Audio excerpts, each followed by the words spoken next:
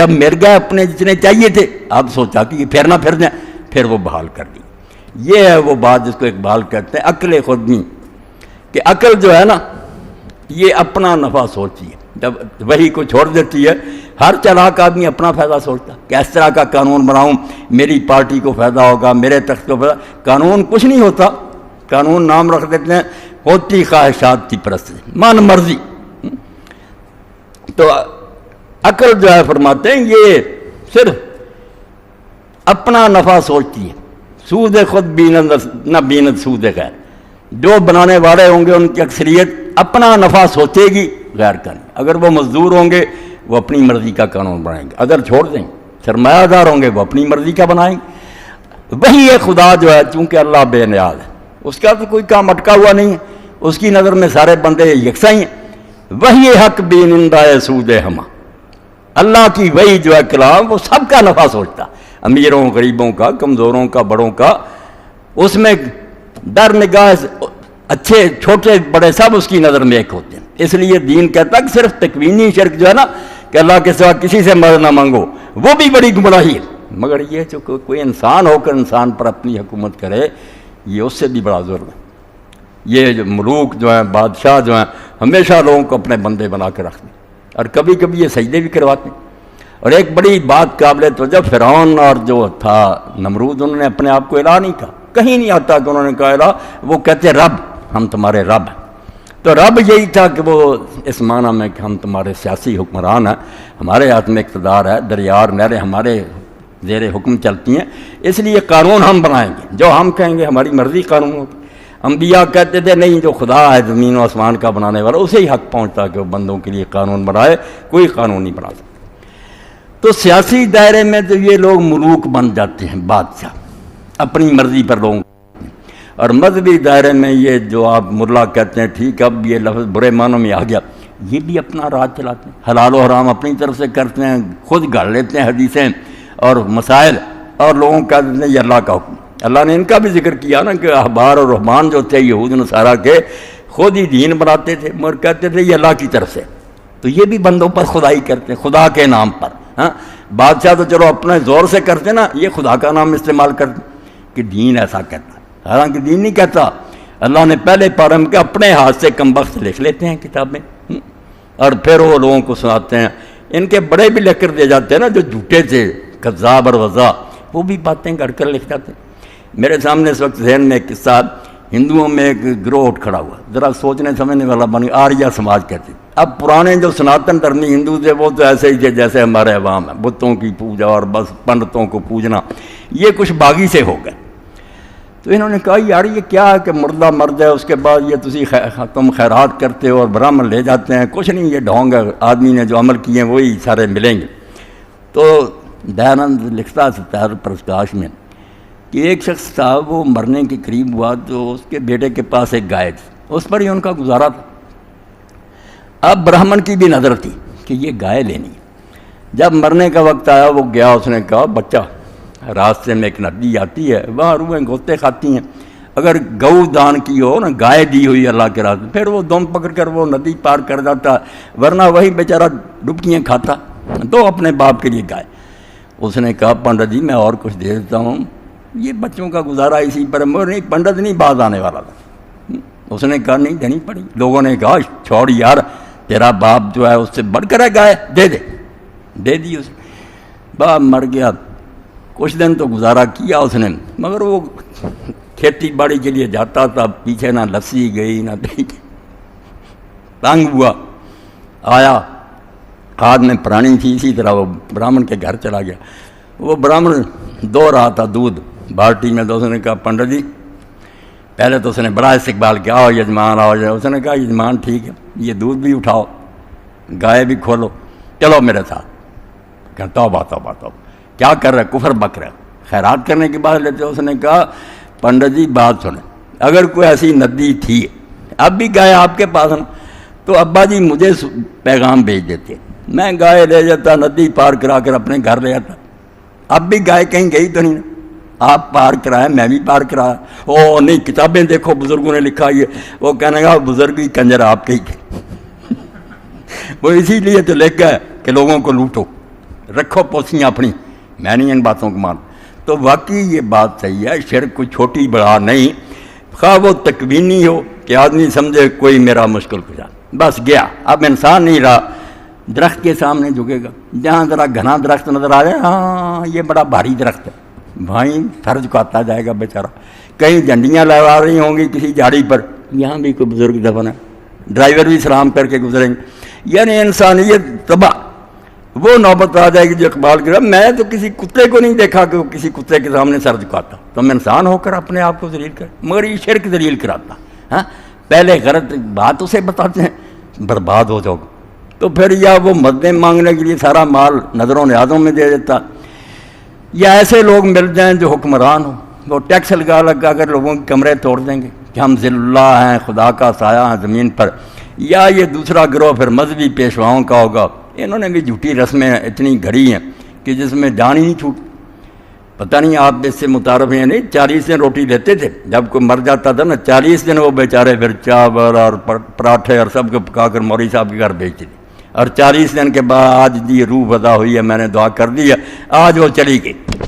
اور اس پر ایک مولوی صاحب روشن الدین تھے رحمۃ اللہ، انہوں نے انہیں ذلیل کرنے کے لیے حکایت لکھی کہ مولوی صاحب جو تھے نا وہ چلے نا وہ کھانے، تو انہوں نے کہا تو یار 40 دن ختم ہو گئے کیا کریں. دروازے پر گئے تو کھانا تو انہوں نے اچھے طریقے سے ٹکا دیا کہ یہ بھی ذہن، اور بے ہوش ہو گئے، ہاتھ پاؤں مارنے لگے. وہ گھر والے آئے، انہوں نے کہا مولانا کیا ہوا؟ انہوں نے کہا ہونا کیا یار، میں آپ کی روح کو وضع کر رہا تھا، اس نے دھکا دیا، دوبارہ گھر میں داخل ہو. تو کہنے لگا پھر کیا؟ کہنے لگا اب 40 دن اور روٹی دو. یعنی جہالت کا ناجائز فائدہ اٹھا. اور یہ بالکل صحیح بات ہے کہ جہاں علم نہیں وہاں ایسی بات. نور کی بات آپ سب کر رہے تھے، روشنی نہ ہو تو آدمی نہیں تاریکیوں میں بھٹکتا رہتا. تو ایک تو فرمایا جو بیت اللہ جاتا ہے مانتا ہے کہ یہ اللہ کا گھر، ہم ساری دنیا کے لوگ ایک خدا کے پرستار ہیں، وہی ہمارا حاکم و مالک ہے. تکوینی لحاظ سے بھی کہ کسی کے ہاتھ میں ہماری قسمت نہیں ہے، کوئی نہیں ہمارا کچھ بگاڑ سکتا، نہ ہمیں کچھ دے سکتا، اور نہ قانون سازی میں ہم کسی کو شریک کریں گے، نہ ہمارے لیے کوئی حکمران قانون بنا سکتا، نہ کوئی مولوی بنا سکتا. جو اللہ نے اپنے رسول کے ذریعہ نازل کر دیا بس قانون پر، ان کا کام ہے اس کو نافذ کریں. اپنی طرف سے قانون سازی اگر یہ کریں گے یہ خود بت بنیں گے، اور ہم ان کی بات مانیں گے تو مشرک ہوں. تو ایک تو ابلیسی فتنہ جس نے زمین کو برباد کیا وہ شرک کا، بے شمار شاخوں میں اب بھی ختم نہیں ہوا، زمین بڑھی ہوئی. اور ایک فتنہ جو ہے یہ وطنیت کا، نیشنلزم، کہ اولاد آدم کو ٹکڑے کر دیا. اور جدید تہذیب نے تو اتنا اس کو پھیلایا نا کہ بھائی تم لوگ ترک ہو، تمہارا عربوں سے کیا تعلق، ہمیں یہ سب دیا گا، سب سے پہلے پاکستان، باقیوں کی فکر چھوڑو اپنی فکر کرو. یہ وہ لعنت ہے جس نے اولاد آدم کو ٹکڑے ٹکڑے کر دیا، ان میں وحدت نہیں رہنے دی. حالانکہ اللہ کے رسول علیہ السلام نے جب مکہ فتح کیا تو بیت اللہ کے دروازہ میں کھڑے ہو کر جو خطبہ دیا اس میں یہی دو باتیں بتائیں کہ اگر یہ چیزیں تمہیں یاد رہیں تو پھر دنیا میں امن ہوگا، ورلڈ آرڈر ہوگا، وہ امن کا پیغام ہوگا جس سے دنیا سکھ کا سانس لے گی.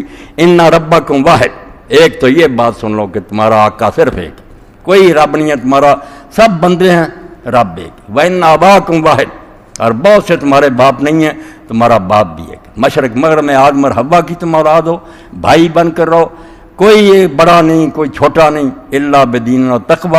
نیکی میں کوئی بڑھ جائے گا تو شابش، وہ آگے چلا جائے گا، مگر کوئی نہ نسل پر فخر کر سکتا ہے، نہ رنگ پر، نہ وہ کسی ملک پر. مگر یہ تازہ بدھ ہے نا، ان تازہ خداؤں میں بڑا سب سے وطن ہے.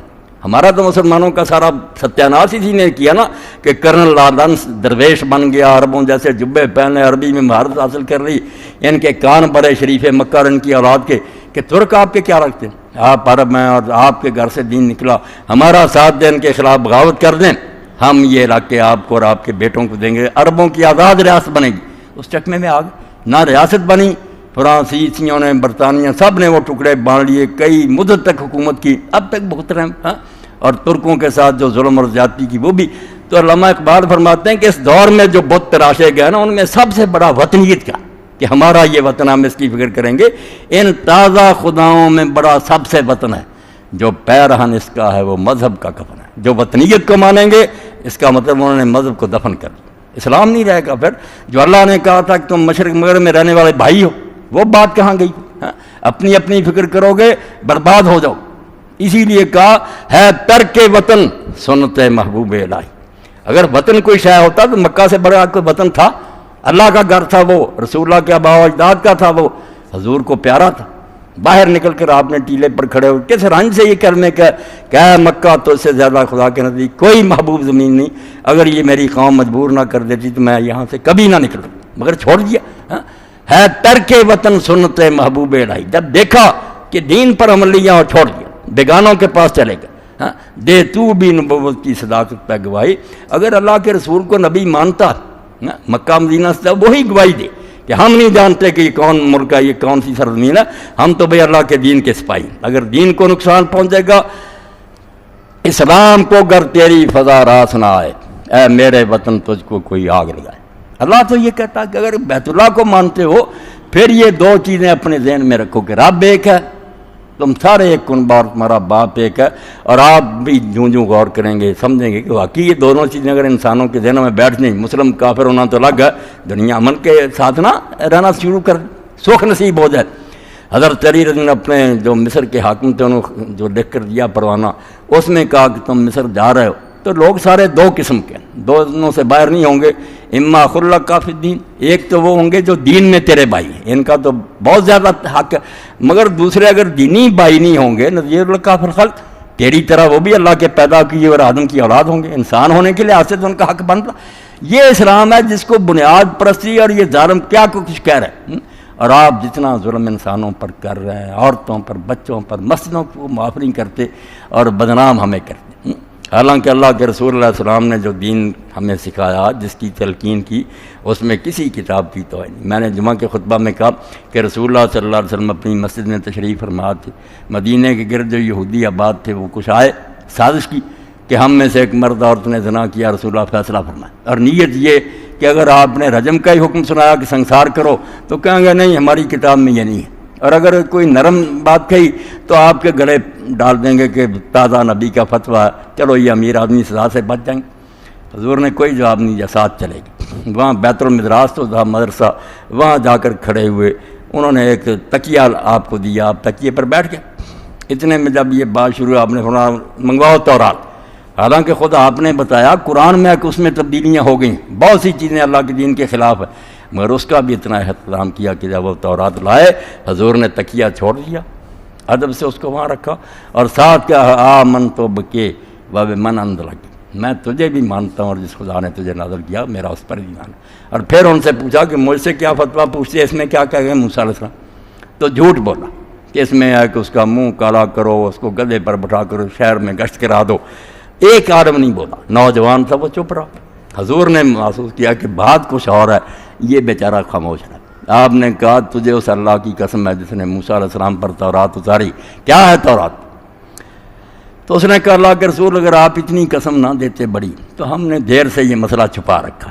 لوگ زنا کرنے لگے امیر، ہم نے ان کی خاطر وہ بات بنا لی کہ چلو منہ کڑا کرو پھرا دو. بات یہی ہے جو آپ فرما رہے ہیں کہ سنسار کرنے کا. تو آپ نے پھر دونوں کو سنسار کرایا اور کہا اللہ تو گواہ ہو جا کہ میں پہلا ہوں جس نے تیری کتاب پر عمل کیا اور اس کے حکم کو نافذ کیا. یعنی یہ کتاب جس میں تبدیلی کا بھی قرآن اعلان، اس کا بھی اعتراض کیا. یہ قرآن ٹیشو پیپر کے طور پر دیتے اور مہذب بنے اور عقل کے اندھے کہتے ہیں وہ ترقی یافتہ رہو. ترقی یافتہ نہیں، بدترین شیطان کے یہ چیلے ہیں اور انشاءاللہ اپنا انجام پائیں گے. قرآن مجید بار بار کہتا ہے کہ ان سے پہلے بھی لوگوں نے ایسی چالیں چلیں کہ معلوم ہوتا تھا یہ پہاڑوں کو بھی اپنی جگہ سے سرکا دیں گے. تدبیریں ایسی نظر آ رہی تھی مگر پھونک مار کر اڑا دیا اللہ نے، پتہ ہی نہیں چلتا وہ کدھر گئے، صرف ان کے کھنڈرات باقی ہیں. تو انشاءاللہ اللہ کہیں نہیں گیا، وہ غافل نہیں ہے، سب دیکھ رہا ہے. وہ اپنا کام کرے گا مگر اس میں کچھ دیر ہو سکتی ہے. ہمارے کرنے کے کام یہ ہے کہ ہم بیت اللہ کی جو اصل حقیقت اور مقصد ہے، ایک وہ مرکز توحید ہے کہ اللہ کے سوا کسی کی پوجا نہیں کرنا، اور دوسری بات کہ اللہ کے سوا کسی کا حکم نہیں ماننا، نہ اپنی مرضی کرنی ہے، نہ کسی دوسرے سے کوئی پوچھنا. جس سے پوچھنا یہ پوچھنا کہ اللہ کا حوالہ دو کہ اللہ نے میرے لیے کیا قانون نافذ کیا. یہ ہے وہ ہدایت کی راہ جو ابراہیم علیہ السلام سے ہمارے لیے متعین ہوئی اور جس کو اللہ نے ملت ابراہیم حنیف کا کہ جو ہر طرف سے کٹ کر اللہ کا ہو گیا تھا، اس راستے پر چلو. وآخر دعوانا الحمدللہ رب العالمین.